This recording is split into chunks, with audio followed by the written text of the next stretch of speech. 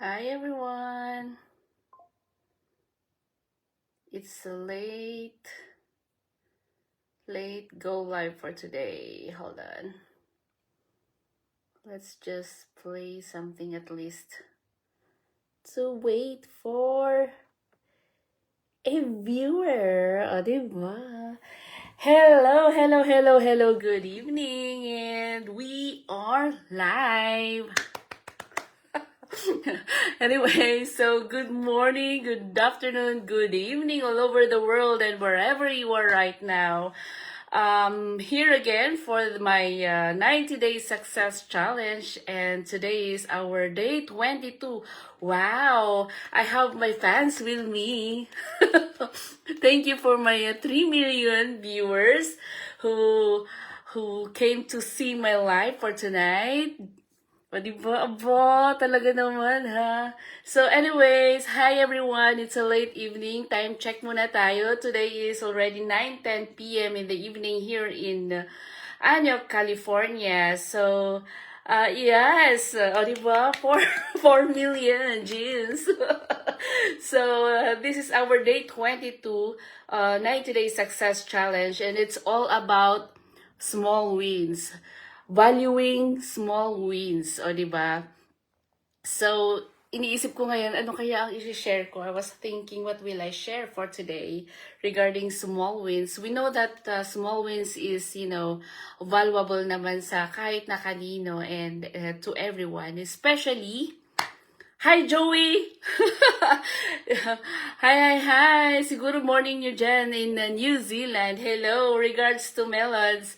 So, yes, we will gonna be talking about small wins. Why do we value small wins? But before that, I will be looking two screens again because I have my Facebook page and my business page, Facebook business page. And before I'm gonna share something regarding the value of small wins. I just want to share something because I came from a small tribe from the Philippines, and we have this, all small things we have to celebrate. Or we have to make a ritual. We have a lot of rituals actually back home. Small things man lang man yan, malaki man, maliit, mga failures, mga success, mga tinatawag nilang malas. There's no such word as malas, but kasi parang pamahiin lang yung malas na yan, or in English it's bad luck. And we give rituals, or we celebrate all those back home. And then it just popped up on my mind that our topic tonight is about small wins. And then I just remembered my late grandfather on my mother's side, because I mentioned before that I grew up in my mother's side. So I remember that even small things he will celebrate. It's like he will offer something. He will make a Thanksgiving, or we call it sangbo in our language. Sangbo means it's a ritual that we celebrate for a good fortune or for good wealth.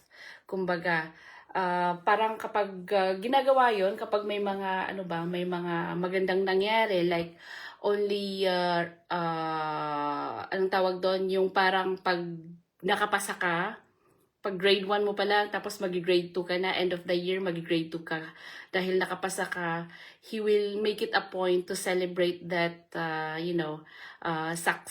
success, small success na mag-grade 2 ka na. Tapos, pag end of the school year, yung pag-graduation day or basta end of the school year, he will make it a point that he will celebrate that day. He will always prepare like pinikpikan. Pinikpikan is a native delicacies in our province in the Philippines, and he always makes sure that he will prepare something like pinikpikan. And pinikpikan is one of our main parang napakalaking bagay yun sa amin, kasi we will eat only pinikpikan during those days na may magandang nangyari.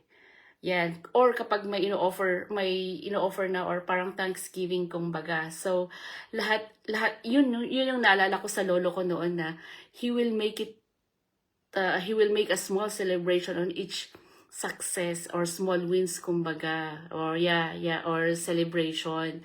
Yung parang nagkakatay ng manok para i-offer sa kabunyan or sa Lord, na very thankful na may ganun, pati yung pagbiyahe na lang, pag magbibiyahe yung isang tao papuntang city, parang success na rin yun, na he will go to the city to look for a money for everything, o success yun.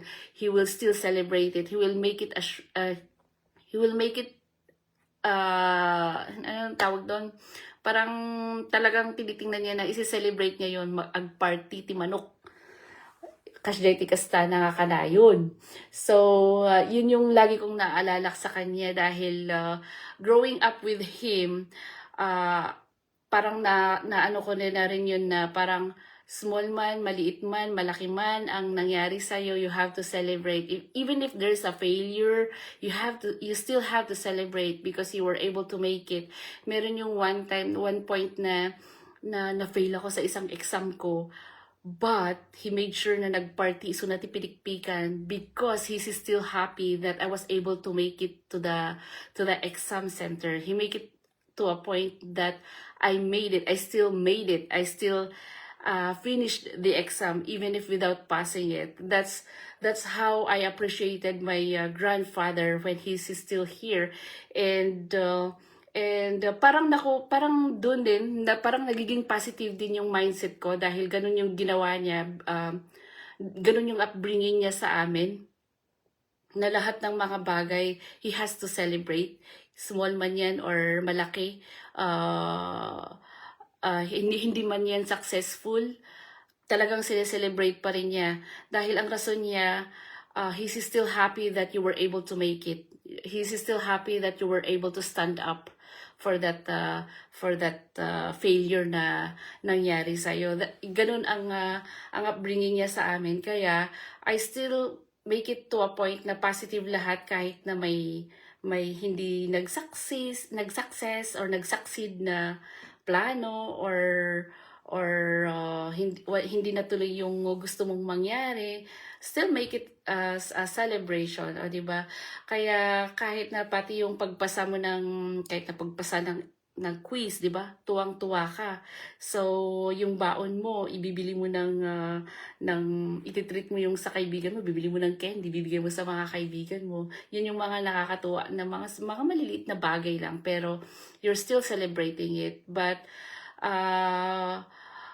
Pero yun, pinikpikan yung ginagamit niyang pag-party-party noon dahil sa inflation rate ng buhay ngayon. Napansin niyo naman, pinikpikan or isang manok na kinakatay na pinaparty ngayon parang mahal na. So, the use of social media nowadays, we still has to, post, because we are very happy what happened to our day.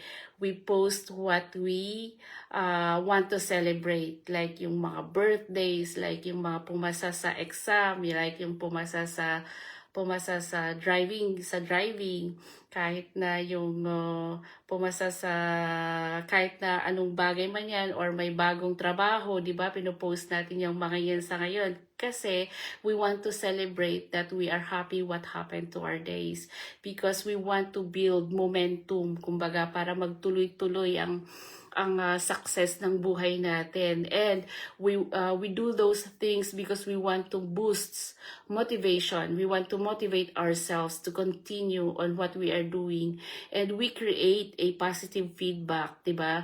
Na positive ang nangyari sa atin ngayong araw. So we just want to show or to declare na we are positive, we are encouraging our own selves, 'di ba? Sa mga nangyari sa atin. Ganun ang pag-celebrate ngayon dahil mahal na ang mag-party-party.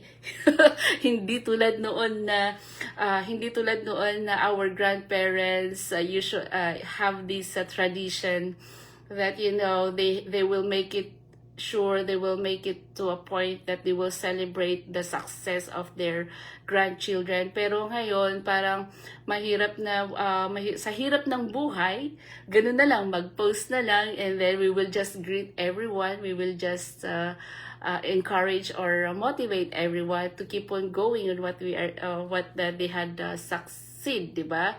And sa mga small greetings na yun. So, parang nagiging simple na ang mga celebration, but we still celebrate the small wins that we have in life, o diba? And yun yung kagandahan ngayon kasi lahat na digital. Lahat na it's not naman we are showing to everyone that we are boasting or we are bragging na alam mo yun na nag-success na parang pinapasikat lang natin na yeah, we were able to visit, we were able to succeed, we were able to reach that achievement, but we are boosting everyone that everyone can make it. Hindi lang ako, ikaw din, pwede mong gawin yan. Ganun yun. It builds also the momentum that I have to keep going because I still have more achievements to reach. O, ganun yun. And I have to push myself because I have, like, encouraging ourselves to keep on going. O, ganun yun. Hi, Andeng! Thank you for watching. And thank you for my 4 million viewers. Ate Mary Jane is here, Zapra, Gina, and Andeng. Thank you for dropping by and watching my Go Live. So, yes, ganun ang pag-celebrate ng small wins. Kaya, for example, like for today, I'm here for today because I was able to make it. This is my 22nd day of our 90 Days Go Success Challenge.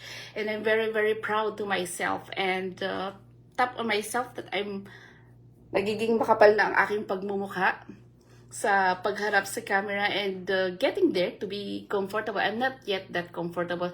Hi, Ate L. Angel. Thank you for watching. And yes, Ate L. Angel, ikaw din, di ba? You know our culture, our tradition. If you heard about Sangbo ang tawag natin, di ba? That we celebrate, how you're in 26 na? No, I'm on my 22nd. 22nd na ate. 22nd of my goal success challenge. So, hi, Christine! Thank you for watching! Are you in Davao? Uy, thank you, girl, for watching. Christine is our respiratory therapist in Qatar, and she's already at home, back home in the Philippines. Hi! Hope everyone is safe. Musta? Maganda pa, ma-beauty pa rin. So, yes, I'm talking about our small tradition or our ritual back home that we have this Sangbo wherein we celebrate small success or it's a small ritual that we do if there is a small wins kung for example nakapasa sa isang exam or yung pag grade 1 tapos ano bang tawag doon? Grade 1 papuntang grade 2, parang ganon. Tapos yung kapag may success ng isang tao, yun sila celebrate small wins and then they are usually offering pinikpikan. So that's what popped up in my mind when I saw the topic for today, that is the value of small wins. Diba, Ate Angel, yan yung upbringing ng mga lolo't lola natin noon. Ayun, moving up pala. Thank you, Christine, for telling that. Yes, moving up. Kahit na yung moving up pa lang, celebrate na yung parang pag grade 1 ka na mag-grade 2, they still celebrate. My grandfather used to do that before.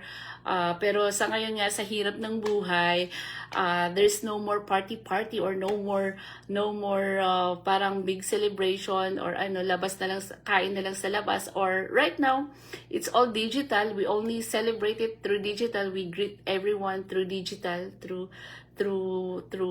sending our greetings, our encouragement and our motivation sa sa mga nag-success sa buhay, o 'di ba? Yun yung ano, not bragging naman yung mga pagpo-post. Ewan ko ba kasi yung iba, if they're posting something pero hindi mo maiiwasan na they will think that you are bragging, or you are, you are making everyone jealous ba, or parang nangiinggit, parang ganun, but it's not. Take it as a encouragement, take it as a positive feedback, or 'di ba, take it as a motivation. 'Di ba? So yun nga. So uh that's how we value small wins in our lives. And thank you everyone for dropping by and checking my website.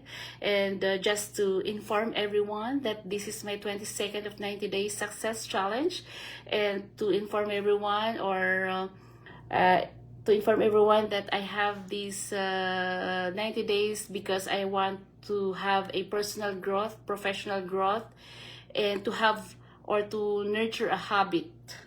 Yan ang gusto kong mangyari. That's why I have this 90 days success challenge. And just to inform everyone that I have a business. Yes, thank you, Christine. If you want, you can check on my website. I have this digital online business, www.josonkit.com. You can check on my website over there. And in this business, if you're having this kind of business, yes, of course, we have to celebrate small wins. Like for me, I'm very, very happy right now, and I'm celebrating. O, diba? Tulad ni Ate Christine says, congrats. Also, those are the small wins, celebration of small wins, because it boosts everyone. O, diba? Kaya I'm very, very thankful for all those words coming in. O, yun ang magandang pakinggan. And thank you so much. And yes, so that's it for tonight. If you want to check my website and to check what we are doing, what kind of business we have, you can check on my website on the link below, www.josonkit.com, and you will see an overview of our business and what we are doing as a digital online business owner. And thank you so much, everyone, and I'll hope to see you tomorrow on my 23rd 90 Days Success Challenge. And thank you, everyone. If you have any questions, just can you please put it down? I will check it later on, and then share it tomorrow. If what answer can I give you? And thank you, Ate El Angel, Christine, for watching, and to my 3 million viewers. So, thank you so much. See you tomorrow. Bye bye.